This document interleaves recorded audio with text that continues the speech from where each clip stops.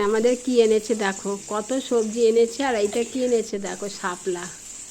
শাপলা ফুলগুলো কি সুন্দর লাগে না? চলো এবার শাপলাটা কেটে নিই, আজকে শাপলা রান্না করব। শাপলাটা বাঁধা ছিল, কেটে নিলাম।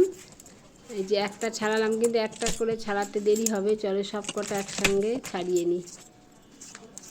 এইভাবে শাপলাগুলো সব ছাড়িয়ে নিলাম একসঙ্গে এবার কেটে নিচ্ছি। তোমরা কে কে শাপলা খেতে ভালোবাসো কমেন্ট করে জানাবে। শাপলা কাটা হয়ে গেছে, এবার শাপলাটা ধুয়ে একটু নুন মেখে নিচ্ছি। কালকে শনিবার, তাই আজকে সব অল্প অল্প রান্না আমাদের।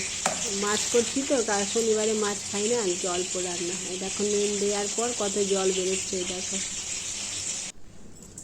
নুন দিয়ে চিপে নিলাম, অনেক জল বেরোলো।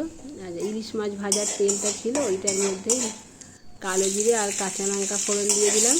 আর ইলিশ মাছের মাথা আছে, এটা দিয়ে শাপলাটা করবো। শাপলাটা চিপে দিয়ে দিলাম তেলের মধ্যে।